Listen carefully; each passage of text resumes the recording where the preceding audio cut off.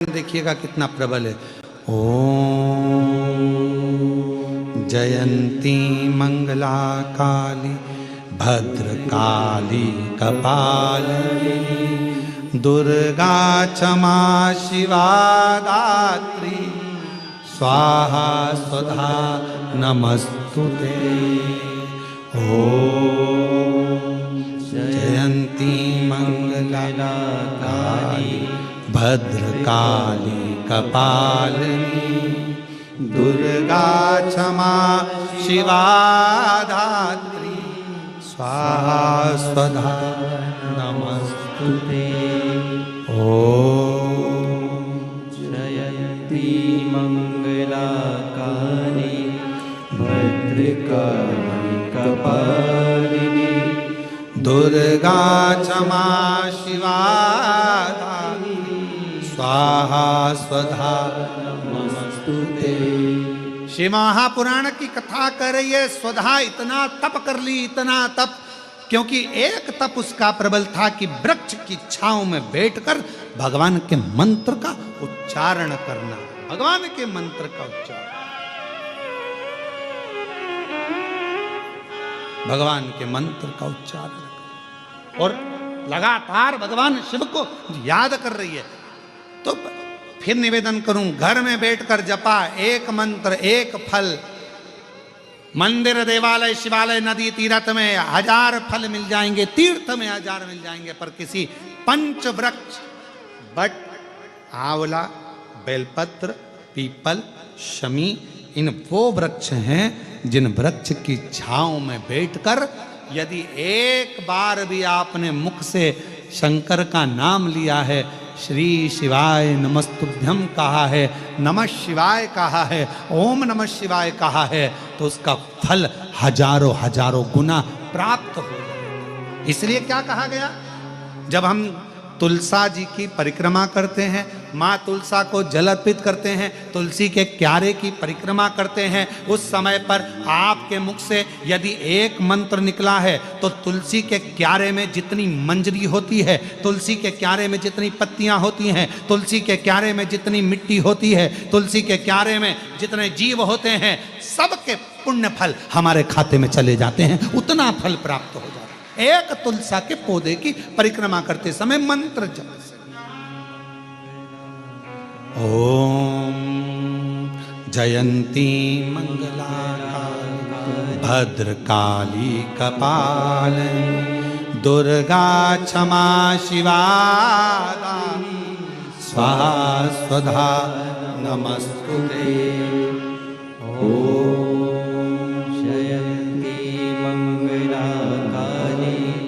भद्रकाली कपालिनी दुर्गा क्षमा शिवा धात्री स्वाहा स्वधा नमस्तुते। भगवान शिव की उच्चारण कर रही है वृक्ष के नीचे। इसलिए हमारे सनातन धर्म में प्रत्येक सनातनियों के घर में, प्रत्येक हिंदू बहन भाई के घर में और प्रत्येक व्यक्ति के घर में जितने सनातनी हैं, सबके घर के दरवाजे पर आंगन में तुलसी का क्यारा होना चाहिए। वो सनातन धर्म की एक प्रखरता है, वो सनातन धर्म की एकजुटता है। एक तुलसी का क्यारा मेरे हनुमान जी ने देखा था विभीषण के दरवाजे। हनुमान जी विभीषण के यहाँ प्रवेश कर गए। जब हम तुलसी के क्यारे में जल चढ़ाते हैं, तुलसी के क्यारे के पास खड़े होकर भगवान के मंत्र का उच्चारण करते हैं। नमः शिवाय बोलो, नारायण का मंत्र बोलो, ओम नमः भगवते वासुदेवाय बोलो, राम नाम कृष्ण नाम शिव नाम जो तुम जपना चाहो वो जपो। तुम्हें एक बार जपोगे तुलसी के क्यारे के पास खड़े होकर, हजारों गुना फल अपने आप प्राप्त हो जाए। घर में ही, तुम्हें कहीं जाना ही नहीं, घर के अंदर ही।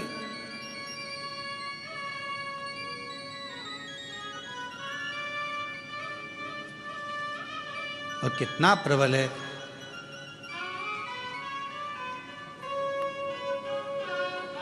साधु चले पौआ पौआ चीटी ने बचाई के, साधु चले पौआ पौआ चीटी ने बचाई के, और राजा चले हाथी घोड़ा पालकी सजाई के, राजा चले हाथी पालकी सजाई के।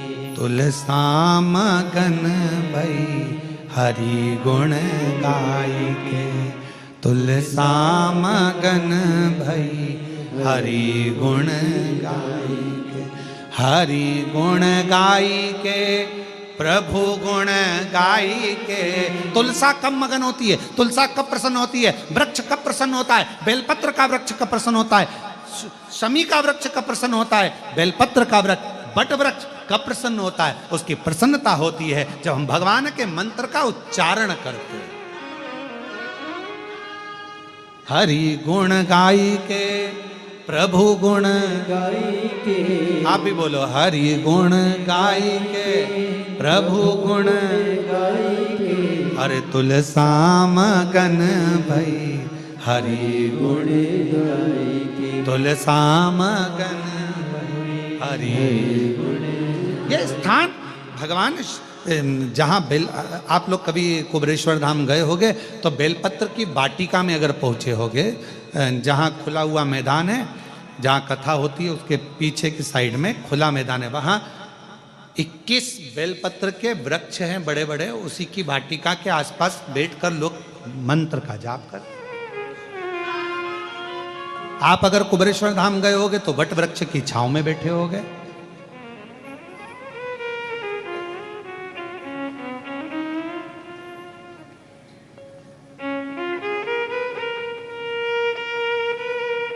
कम से कम 400 साल से 500 साल के बीच में 300-400 साल 500 साल पुराना बट वृक्ष। कभी आप लोग गए हो कुबरेश्वर धाम तो वहाँ लोग बैठकर अभी तो वहाँ का मार्ग इसलिए बंद रखा है क्योंकि वहाँ काम चल रहा, तो वहाँ अभी जाने नहीं देते, रास्ता बंद रहता है। नहीं तो मंदिर प्रांगण के पीछे ही जहाँ कथा होती है उसके ठीक पीछे के साइड में बट वृक्ष बहुत विशाल, उसकी छांव में अगर आप कभी बैठे और शिव नाम का उच्चारण कर कर देखना, कभी बैठकर एक बार दिल से मन से 2 क्षण बैठकर आप उसका उच्चारण कर कर देखना। अभी उस स्थान पर तो निर्माण चल रहा है जिससे भक्त लोग वहाँ पहुँचे तो वहाँ आराम से बैठकर मंत्र उच्चारण कर सकें, ऐसी व्यवस्था वहाँ करी जा रही। बैठे उच्चारण करें, श्री शिवा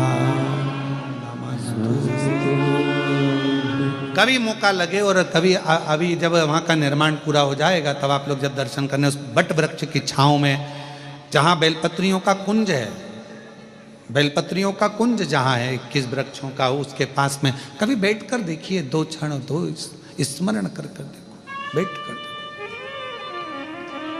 केवल कुबरेश्वर धाम आप गए, जरा मंदिर में दर्शन किया और दर्शन कर कर नहीं, कुबरेश्वर धाम के कुछ स्थान है उसका आप दर्शन करो, वहाँ बैठो, थोड़ा स्मरण करो वहाँ बैठकर कि आखिर इस धाम की इतनी महत्वता क्यों है, क्यों इतनी महत्वता, क्यों इतनी।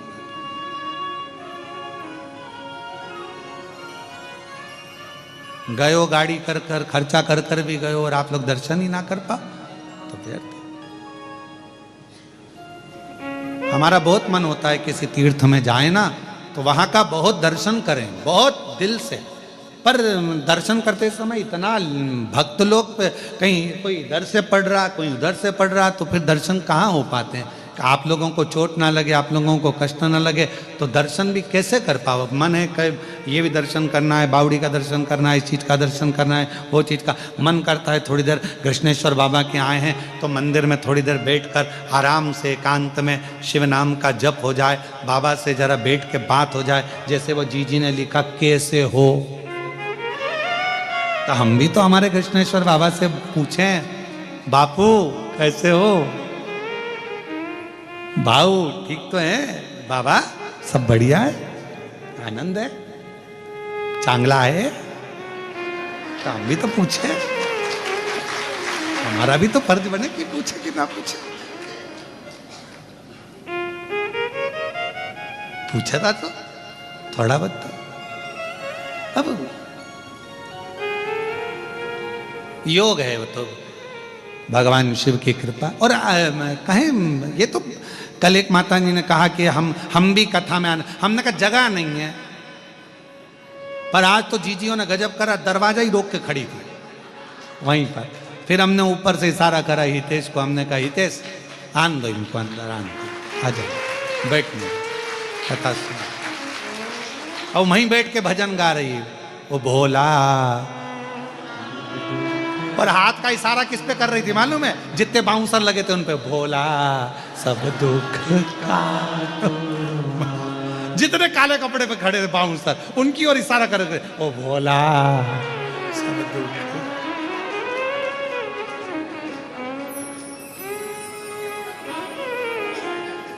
और हम तो कथा में आने के लिए स्नान कर रहे और इनकी आवाज वो भोला सब दुख। स्नान कर कुरा के हम बाहर गए, हमने कहा बात क्या है आखिर, देखे सर लगी लाइन बाहर और सब इशारा करके गा रही भोला। हमने हितेश को बुलाया, हमने कहा बेटा एक काम कर इनको अंदर ले जाओ। कहा गुरुजी हाल में जगह नहीं है। मैंने कहा हाल में नहीं हो, दिल में होना चाहिए, तो ले जा इनको अंदर ले जा। क्या अब सोचे तो क्या। पर महाराष्ट्र वालों को बहुत बहुत बधाइयां हैं कि अक्टूबर महीने में 2 कथा महाराष्ट्र वासियों को पंडाल में बैठकर सुनने का मौका मिला।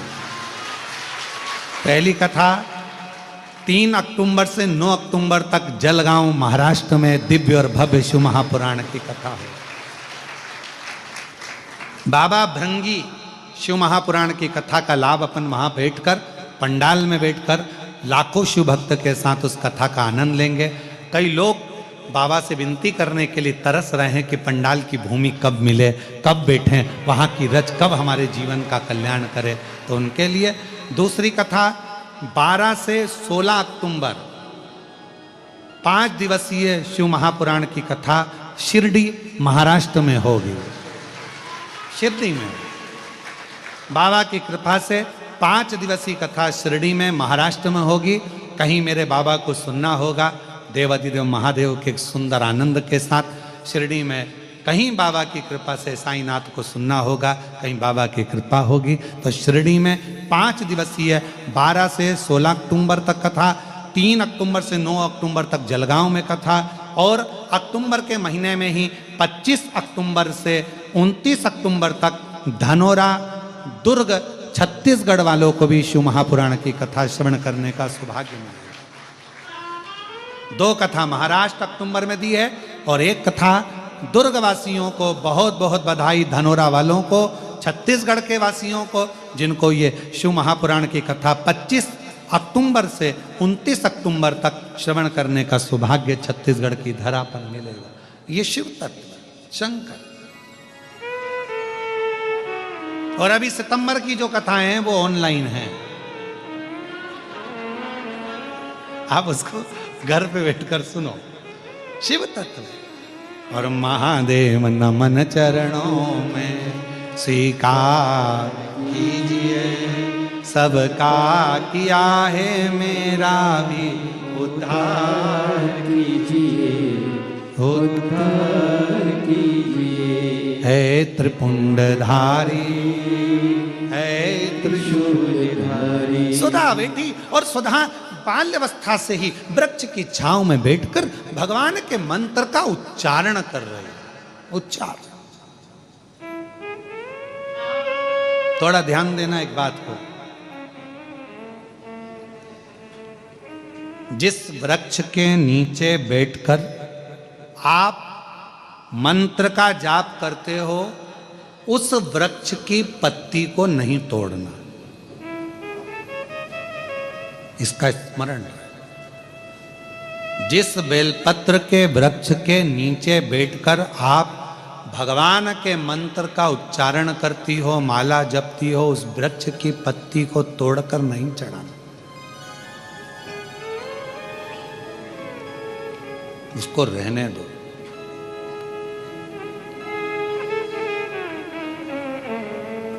कुबरेश्वर धाम पर जाओ, चाहे किसी तीर्थ में या तुम्हारे सोसाइटी में, तुम्हारी कॉलोनी में, तुम्हारे मोहल्ले में, कई बार ऐसा प्रश्न आ जाता है गुरुजी हमारे यहाँ नदी नहीं है, आपने कहा शिवलिंग का विसर्जन करना, थाली को नीचे लेकर जाना, पानी में जब डूब जाए तब, तो क्या हमारे यहाँ पर नदी नहीं, तालाब नहीं, कुआं नहीं, बावड़ी नहीं, हम कैसे विसर्जन करेंगे? तो उनके लिए विसर्जन का क्रम कहा। जिस थाली में भगवान विराजमान है, पूरी पूजन होने के बाद जब विसर्जित हो जाती है, थाली को आप एक साइड कर देते हैं, तब उस थाली में ही जल को चढ़ाना प्रारंभ करो। तसले में, पात्र में उस शिवलिंग का विसर्जन करो। उसके बाद उसको किसी वृक्ष में ले जाकर डाल दो। यह भी एक विसर्जन का तरीका। बड़ी बड़ी शहरों में, बड़ी बड़ी सिटियों में नहीं है तालाब, नदी, सरोवर, बावड़ियां, कहाँ जाए ठंडा करने, विसर्जन करने? उनके लिए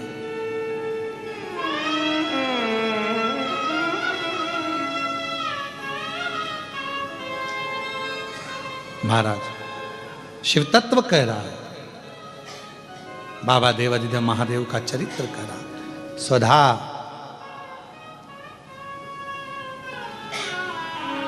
बेटी वृक्ष की छांव में चारण कर रही है, नमः शिवाय, ओ नमः शिवाय, सब बोलिए नमः शिवाय, ओ नमः शिवाय, नमः शिवाय, ओम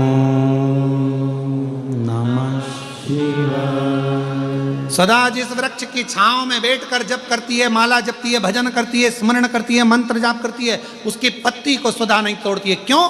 क्योंकि जितने समय तक उस वृक्ष की छांव में बैठकर आप भजन करते हो, तप करते हो, साधना करते हो, उस वृक्ष की पत्ती में वो मूल मंत्र समाहित रहता है। जब जब उस वृक्ष के नीचे से निकल कर जाते हो, उस पत्ती का तत्व हमारे, उस पत्ती का रस तत्व हमारे जीवन को कृतार्थ करते जाता है और हमारा उद्धार होते चले जाता है। रहने